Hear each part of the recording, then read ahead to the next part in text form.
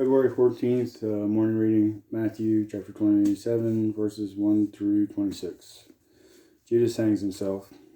Early in the morning, all the chief priests and the elders of the people made their plans how to have Jesus executed.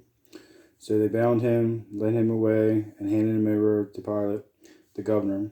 When Judas, who had betrayed him, saw that Jesus was condemned, he was seized with remorse and returned the 30 pieces of silver to the chief priests and the elders. I have sinned, he said, for I have betrayed innocent blood. What is that to us? They replied, that's your responsibility. So Judas threw the money into the temple and left. Then he went away and hanged himself. The chief priests picked up the coins and said, it is against the law to put this into the treasury, since it is blood money. So they decided to use the money to buy the potter's field as a burial place for foreigners.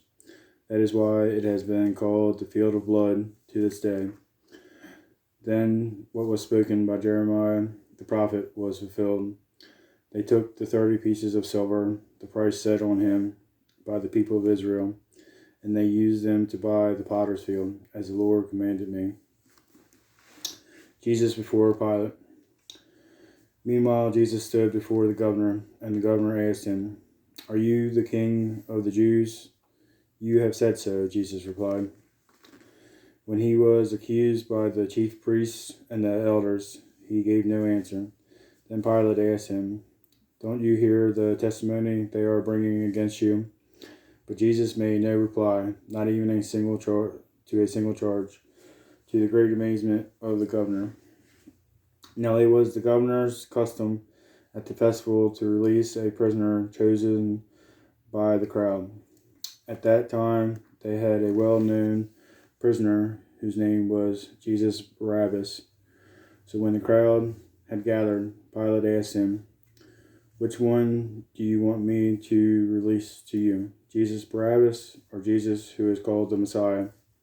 For he knew it was out of self-interest that they had handed Jesus over to him. When Pilate was sitting on the judge's seat, his wife sent him this message, don't have anything to do with that innocent man, for I have suffered a great deal today in a dream because of him. But the chief priests and the elders persuaded the crowd to ask for Barabbas and to have Jesus executed. Which of these two do you want me to release to you? Asked the governor. Barabbas, they answered. What shall I do with Jesus, who is called the Messiah? Pilate asked. They all answered, crucify him. Why? What crime has he committed? Asked Pilate. But they shouted all the louder, crucify him. When Pilate saw that he was getting nowhere, but that instead an uproar was starting, he took water and washed his hands in front of the crowd. I am innocent of this man's blood, he said. It is your responsibility. All the people answered, his blood is on us and on our children. Then he released Barabbas to them, but he had Jesus flogged and handed him over to be crucified. That concludes our reading for this morning.